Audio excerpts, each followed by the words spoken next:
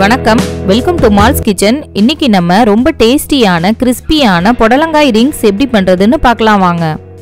இந்த புடலங்காய் ரிங்ஸ் செய்யறதுக்கு தேவையான புடலங்காயை எங்க மாடி தோட்டத்துல இருந்து ஃப்ரெஷ்ஷா பறிச்சு எடுத்துக்கலாம். இந்த ரிங் செய்யறதுக்கு நமக்கு பொருட்கள் அதிகமா தேவைப்படாது. வீட்டில் இருக்கிற பொருட்களை வச்சே ஈஸியா செஞ்சு முடிச்சிடலாம். புடலங்காய் ரிங் செய்யறதுக்கு தேவையான பொருட்கள் 100 கிராம் புடலங்காய், 1/4 கப் அரிசி மாவு, 1/4 கப் சோள மாவு, 1/4 கப் தயிர், 1/2 spoon garam masala, 1 spoon Kashmir chilli powder, 1 spoon இஞ்சி பூண்டு பேஸ்ட்டு, உப்பு தேவையான அளவு, எண்ணெய் பொரிக்க தேவையான அளவு. ஃபஸ்ட்டு நம்ம புடலங்காயை க்ளீன் பண்ணி எடுத்துக்கலாம். புடலங்காயோட அடிப்பகுதி நுனிப்பகுதியை கட் பண்ணிவிட்டு அதோட தோலை நல்லா சீவிட்டு தண்ணியில் நல்லா கழுவிட்டு சின்ன சின்ன பீஸாக கட் பண்ணி அதுக்குள்ளே இருக்க விதைங்களையெல்லாம் நல்லா க்ளீன் பண்ணி எடுத்துடலாம். புடலங்காயில் பார்த்தீங்கன்னா அதிக அளவில் நீர்ச்சத்தும் நார்ச்சத்தும் இருக்கிறதுனால நம்ம உடம்புக்கு ரொம்ப நல்லது. அடுத்து இந்த புடலங்காயோட பீசஸை ரிங் ஷேப்பில் நல்ல மெலிசாக இந்த அளவுக்கு கட் பண்ணி எடுத்துக்கணும்.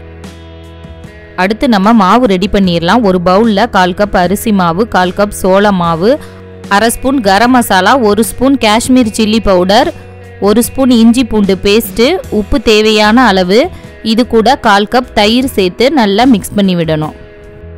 இந்த மாவு கூட கொஞ்சம் கொஞ்சமாக தண்ணி சேர்த்து நம்ம பஜ்ஜி மாவு பதத்துக்கு இந்த அளவுக்கு நல்லா திக்காக கரைச்சி எடுத்துக்கணும்.